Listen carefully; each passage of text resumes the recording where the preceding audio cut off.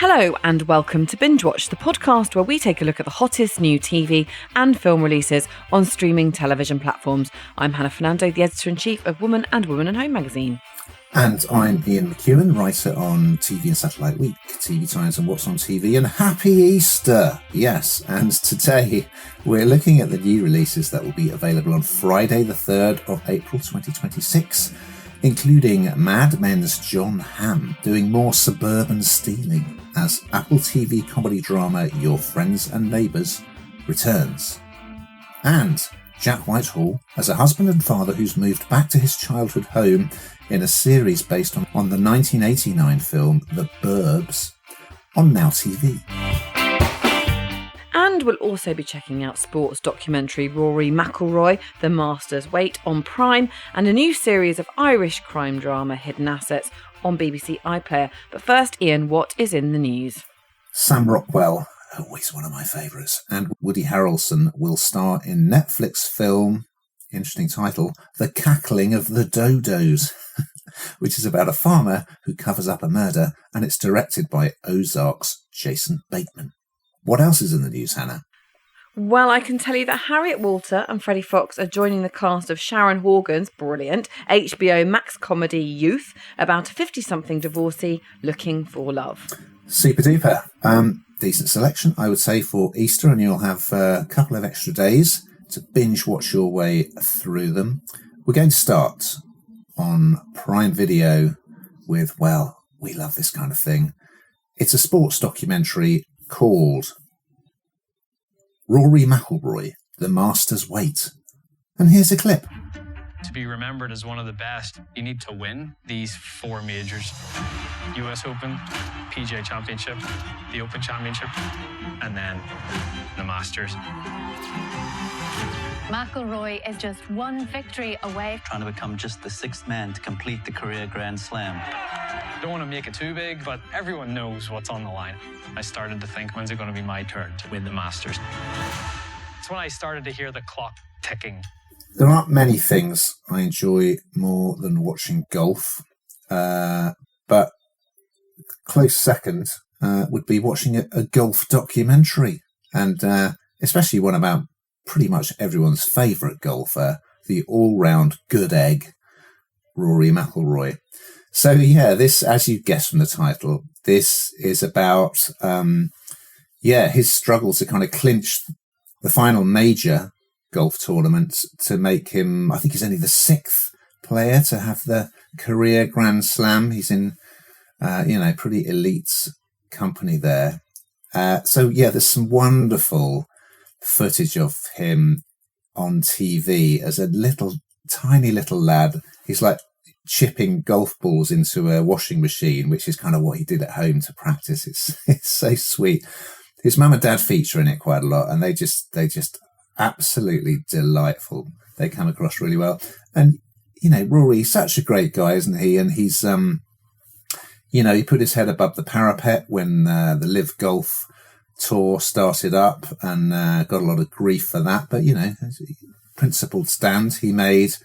In 2011, he was 4 shots ahead on the final day at Augusta, in Augusta, Georgia, where the Masters is played every year. Beautiful course, which you'll have seen on the telly with all the lovely flowers. He was only 21, but he kind of suffered a terrible last round, and didn't win the title, the coveted green jacket, and that had a major effect on him, unsurprisingly. This is it's looking really at, his whole life to a degree, but shaping it around this story of, how he eventually, spoiler alert, if you didn't notice last year, he finally won the Masters. I mean, I'd forgotten how it happened, how it panned out, but he was, he was partnered with an American golfer who was sort of running him close. And then just as he seemed to be kind of ready to forge ahead and win the green jacket, suddenly fellow Brit Justin Rose was putting together a devastating last 9 holes, birdie after birdie. But yes, thank goodness, Rory did it. and it's just a wonderful, wonderful moment, and just such a release of emotion. So, yeah, I think even if you're not a golf fan, you'll enjoy this just because there's quite long interviews with Rory and various other bods. He's just such a great guy. But it's also interesting to hear about, we know he's an incredibly talented golfer, but he just seems to really perform under certain circumstances. And it was like being able to grind out a result was always difficult for him. So yeah, absolutely loved it. What did you think, Hannah? Do you know what? I do quite like a bit of golf. And it's I remember my mum saying it ruins a good walk, really, doesn't it? My dad used to play. Your mum and Mark Twain. But no, it's become quite a sexy sport. I don't think it ever used to be, but it kind of is now, isn't it? And it's just it's huge. But with all these documentaries, and we often talk about music documentaries as well, it's sort of irrelevant whether you're into the sport or the music, I think, because actually you get caught up in something that is just absolutely huge and interesting. And with this, what I particularly like about this is the part the parents play in this. He was their only son, so everything went into him. They worked really hard to get him to that point, and I think that's probably why he's quite the level-headed person that he comes across as these days. And it's a real insight into, as I say, whether you care about Rory McIlroy or not, although, to be honest with you, you'd be under a rock if you didn't know who he was or, what he's been doing. It's the whole thing. It's how you get there. It's the reality of becoming such a big sports superstar like he is not an easy path. It's not easy, but actually against all the odds, he's not a nepo baby, is he? That's the point. He's actually managed to make it on his own because he's actually very, very good. And I think that really comes across in this. It's very favourable, highly edited, I'm sure. However, I think it's a really good watch. Yeah, appropriately for Easter. A good egg. Now, over on Sky One, Sky Box Sets, and Now TV, we got a new comedy drama called The Burbs. And here's a clip. I know living in my parents' house wasn't exactly part of the plan. Every day is the same thing. These people are crazy. It's the Burbs, babes. So what's the deal with that old Victorian house? It's haunted, hasn't it? There have been whispers of murder. Who would move into a murder house? Yes, Jack Whitehall is back. This is a US comedy drama, The Burbs, but he obviously is not an American. And it's set in this very idyllic Californian suburb. And it all seems really, really lovely. Jack, who he plays Rob Fisher, and his attorney wife Samira, played by Scream Queen's Keke Palmer, I think that's how you pronounce her name. They very reluctantly move back into his childhood home on Asheville Place. This is supposed to be, they keep saying it, the safest place in America. Real lovely little village where sort of every blade of grass is cut with scissors pretty much, because everything is so immaculate and neat. But there's this really creepy old house, which Jack says was one of the reasons why he wanted to play the part, because in London there was a similar sort of house. It wouldn't have been similar because it's London, and this is absolutely enormous rambling house where it's supposed to be haunted. And of course they see things, they hear things, someone moves in, he's creepy. It's the usual thing. He's in the hardware store and he's got a couple of axes in his trolley, and everyone's very wary, and they all become sort of the local sleuth to try and find out what's going on. It is really quite funny. It's quite captivating.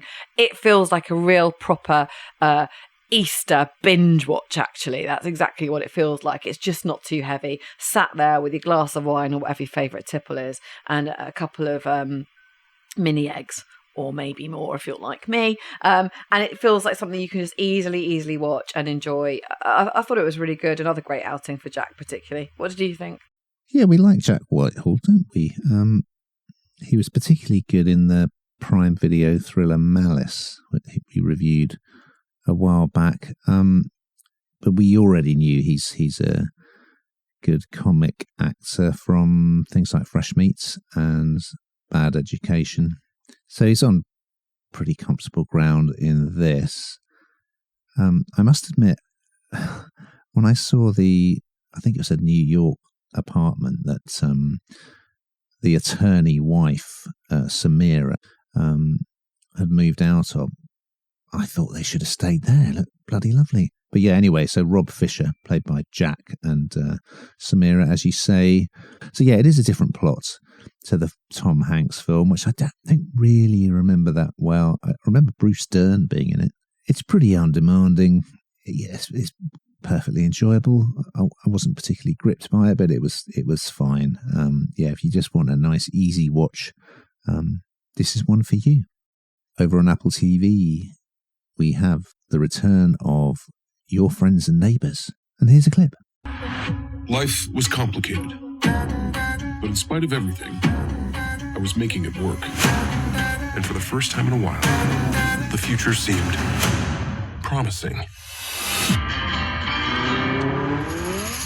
Who is this guy? He's throwing himself a welcome to town party. It's like The Great Gatsby. Apple TV, yes, Your Friends and Neighbours. This is, I'm afraid, another one that I would put ahead in terms of binge watching over your Easter bank holiday, because it's just so dramatic, and it's quite cliched in parts. I'm not going to lie. It's not really difficult viewing. It's easy viewing, but it's nicely done, and you'll get roped in pretty quickly, in my opinion. It's a drama. It centres around the very brilliant Mad Men's Jon Hamm, who plays the part of a hedge fund manager called Andrew Cooper. It's really interesting, I think, because he has everything, doesn't he? He's got the big bucks, the big house, the lovely cars, the beautiful wife, the beautiful family, all the rest of it. But how quickly things can go wrong. And it's just so true. We see it all the time, don't we? Where things just go wrong and how quickly you can go from hero to zero. And that's exactly what happens here. He is sacked from his role. And of course, when you have those sorts of outgoings, I'd imagine, and that sort of way of life, it's quite hard to suddenly not have any income in that way. So he turns to this life of petty crime, and it's very uncredible and unbelievable, to be honest with you, but he does. I think if you're like me, you'll get hooked quite quickly. But he turns this life of petty crime. He steals from his very wealthy neighbours. You know, basically he says it's out of necessity. I mean, I don't know how much his mortgage is, but I feel like you could have sold the house before you do that, you know, just saying, or one of those multiply beautiful cars. And he sort of feels that they won't really notice if I sell these things. I'll get back on track and then sort of rebuy them. And his head is kind of justifying it that way. And he's just going further and further down a dead end, as we all know that crime is not the way out. And things absolutely spiral out of control, as you'd imagine. And he's accused of murdering someone. And it's quite action-packed at times, actually. But it's done with a really sort of beautiful, lovely background all the time. So it's quite a contradiction, really, what's going on in reality versus kind of what the backdrop is and where he lives. It's good. I enjoyed it. It's light entertainment. It feels like a real Easter treat, something that you can just sit down and watch and not pay a huge amount of attention, or have people around and watch it together. What did you think, Ian? So yeah, if you've not seen it before, go back and watch season 1. Spoiler alert, if you are going to go back at the end of season 1, well, let's just say it looked as though he was sort of on the verge of getting his old life back. He didn't want that. So as we rejoin, yeah, he's kind of decided to carry on doing the same thing. Yeah, there's a great new character has arrived in the neighbourhood. He rolls up in his supercar and promptly buys a $20 million house. He's called Owen Ash, and he throws a big party to sort of say hello to the neighbourhood. And everyone says he's like the Great Gatsby. So his and Coop's paths are going to cross in rather an interesting way. Coop's on-off girlfriend, Sam, played by Amanda Peet, she ended up as persona non grata at the end of end of the last series, but she kind of forms a connection with Ash, and it looks like it could kind of help rehabilitate her. Anyway, I think this is a really good comedic drama. Hamm is just superb in the role. It's a really nice role for him. It's well made, good scripts, good characters. Glad to see it back. Over on BBC4 and BBC iPlayer, we have the return of crime drama Hidden Assets. And here's a clip. How did your case lead you to Bilbao? Investigating an Irish businessman. We ran a thorough risk assessment. It threw up no red flags. There is always a paper trail, no matter how smart these guys think they are. I'll tell you exactly what you need to do. The killer is the connection to Heaslip, the murders, everything. It's a third series for this one, and it's all about the team at Ireland's CAB, which is the Criminal Assets Bureau.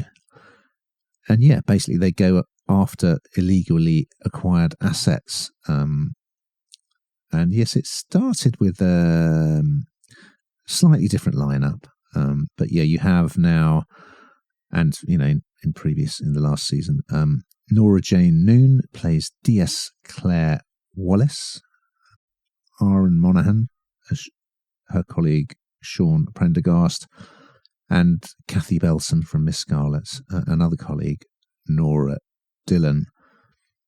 It's a good show, this. It's a great premise because, as you see from this season, they can kind of take it anywhere, really. A bit like Line of Duty, I guess. They can just keep coming up with new story arcs. And this kicks off with... They carry out a raid on the home of a sort of finance guy who is suspected of embezzling millions of euros, and something pretty shocking happens which really impacts on Claire. Meanwhile, over in Spain, an investigative journalist and her family are gunned down by an assassin.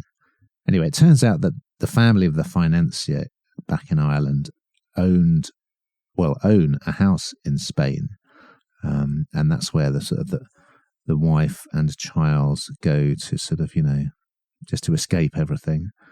However, it turns out that these two cases are connected. So Claire's going to go over to Spain. She'll kind of be working with a Spanish cop, Detective Beitia, played by Inigo Gasteizi. And episode 1 is thrilling, I've got to say. It's a great ending to the episode, very exciting. There's a few new bods in there. They've got a new boss at the cab, played by Steve Wall. He's called Martin Dunlop. There's also a new detective who's a bit of a pain, called Liam Boylan. He's played by Donald O'Healy. Yeah, so I think this has really got legs. This show, I think. It got a really strong cast, good storylines. They could take it anywhere. Good to see it back. Is this one for you, Hannah? I think I sort of enjoyed this one, Ian. But I'm not sure it's kind of Easter viewing for me. It feels like a real sort of family time, doesn't it, Easter? And this feels a bit more hot. I don't know, a bit more sort of, you need to be watching, don't you? Do you need to watch the rest? I think it probably helps, to be honest with you. It's quite focused, isn't it, around DS Claire Wallace, who's in line for this promotion, as you say, and she witnesses this horrible fatality during this raid. And I suppose that's the bit that I enjoyed about this, is that it's not just kind of like the action-packed part of it. It's the vulnerability that you see in her, that you see something a little bit behind the curtain, I suppose. And that's what makes it, I don't know, attractive to someone like me, I guess, because it's just got that bit of depth. I don't love this kind of genre. It's not my favourite thing. As I say, over Easter, there's plenty more to binge watch on my front. Well, we've got to that time, Hannah, where we find out what the hell you've been binge watching. Well, I can tell you that I went skiing last week, so I haven't done a huge amount of binge watching other than being on the slopes and trying to stand up on my skis whilst also enjoying the après-ski. But aside from that, what I have been doing is watching Last One Laughing. This I know I've banged on about it before, and I know I talked about it in our last pod, but it's absolutely brilliant. I can't stop watching. I absolutely adore it. I think this is the best, and it's the second series, but it's just the best. I don't know how they're ever going to top that, to be honest with you. Well, I watched yet another true crime documentary series on Netflix. This is a good one. It's called Captive Audience, a real American horror story about a kid who was abducted in America in the 1970s. So that in itself is a remarkable story, and how he kind of reappeared, but also what then happened to the rest of the family. So recommended. Now, we've just got time to look ahead to next week's offering. So what is on the Binge Watch menu, Hannah? Next week, we've got Matthew McFadden accidentally shrinks his spouse. Isn't there another programme a bit like that, or film like that, in The Miniature Wife, which will be on Now TV? And Keanu Reeves is targeted by a blackmailer in Apple TV comedy Outcome. So we look forward to those, and much, much more. But in the meantime, dear listeners, keep watching!